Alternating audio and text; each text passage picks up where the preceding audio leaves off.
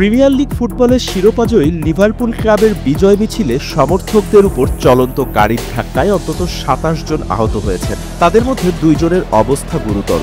তবে পুলিশ বলছে সোমবারের এই ঘটনাটির সঙ্গে সন্ত্রাসের কোনো সম্পর্ক নেই বলে বিশ্বাস তাদের। ওয়ালটন আবারও মিলিয়নিয়ার অফারে ওয়ালটন ফ্রিজ কিনে আপনিও হয়ে যেতে পারেন মিলিয়নিয়ার। স্প্রিং ব্যাংক হলিডের ছুটি থাকার সুযোগে লক্ষাধিক মানুষ নগরীর ঐতিহ্যবাহী ফুটবল ক্লাবের শিরোপাজয়ের উৎসবে যোগ দিয়েছিলেন। লিভারপুল ক্লাবের ফুটবল দলের খেলোয়াড় ও কোচিং স্টাফরা ছাদখোলা দোতলা একটি বাসে প্রিমিয়ার লিগের ট্রফিটি নিয়ে নগরীর কেন্দ্রস্থল দিয়ে ঘুরছিলেন। লিভারপুল দলকে বহনকারী বাসটি পার হয়ে যাওয়ার প্রায় ১০ মিনিট পর মিছিলে চলন্ত গাড়ি ঢুকে পড়ার ঘটনাটি ঘটে।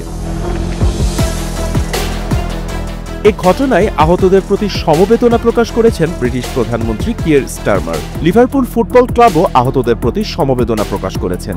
লিভারপুল ফুটবল ক্লাব এক্সে জানায় তারা পুলিশের সঙ্গে সরাসরি যোগাযোগ রাখছে।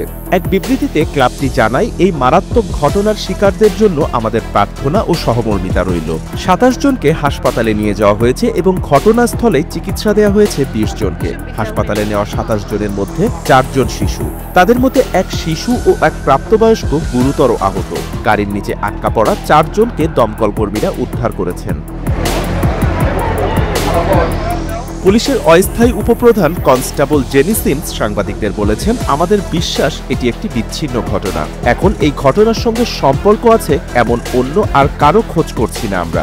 ঘটনাটিকে সন্ত্রাসবাদ হিসেবে বিবেচনাও করা হচ্ছে না। What I can tell you is that we believe this to be an isolated incident and we are not currently looking for anyone else in relation to it. The incident is not being treated as terrorism.